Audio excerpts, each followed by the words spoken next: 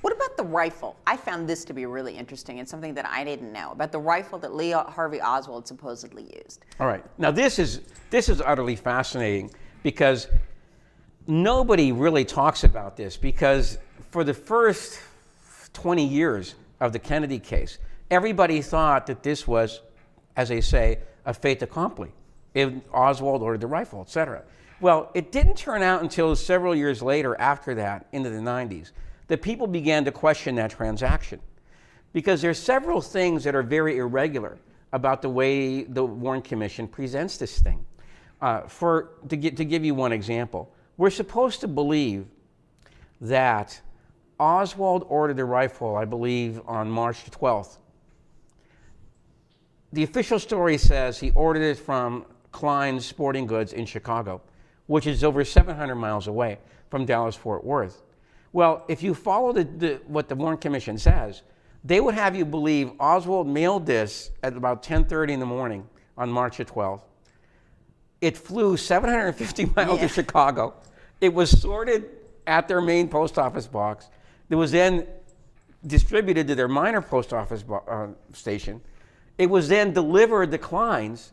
Klein's then separated out all the stuff, the money orders from the cash and the checks, deposited into their bank account in 24 hours.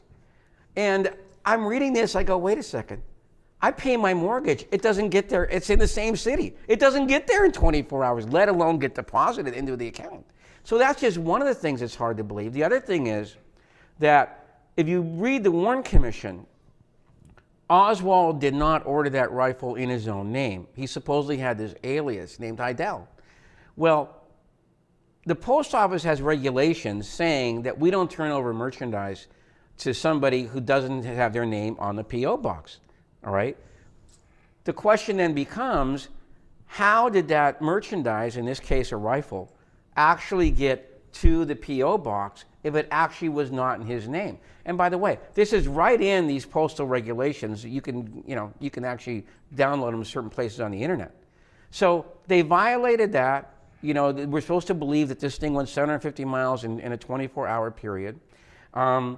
Another important point, we have to believe that Oswald was at the post office when he bought the money order.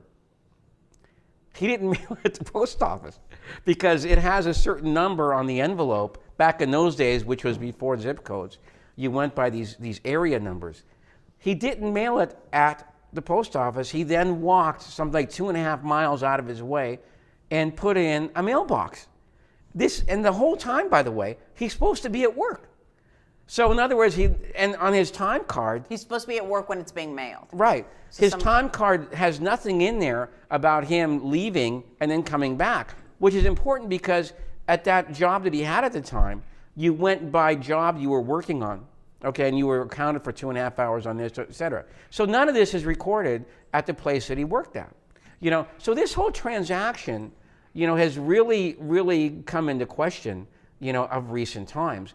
My opinion today is I don't think Oswald ever ordered that rifle. You think somebody else ordered it? I think well, let me add one more point. It's the wrong rifle. That's okay.